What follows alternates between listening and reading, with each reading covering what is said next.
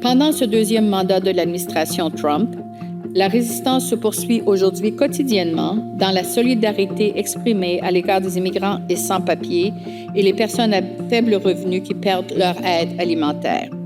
Elle se produit à travers des donations privées et 1000 autres interventions individuelles qui manifestent l'engagement des citoyens à vivre dans une société plus humaine, moins cruelle.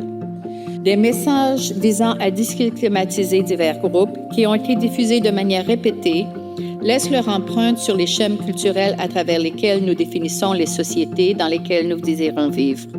Nous, les travailleurs du savoir, jouons un rôle crucial dans les diffusions de tels schèmes culturels, comme Trump le comprend trop bien.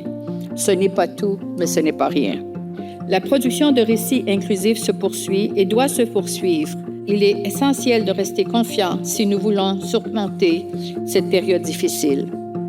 Une voie à suivre pour nous, les chercheurs en sciences humaines engagés en faveur d'une société plus inclusive, consiste à poursuivre le combat dans le domaine culturel afin de gagner chaque jour, pas à pas et peu à peu, du terrain dans l'écosystème médiatique, tout en sensibilisant le public à l'enjeu de cette lutte symbolique.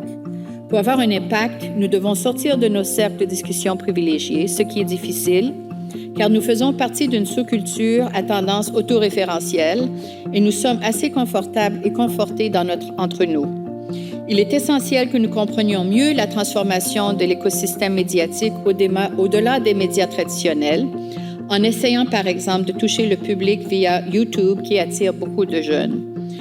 Pour élargir notre audience, nous devons sortir de notre zone de confiance afin de repenser notre public et notre rôle.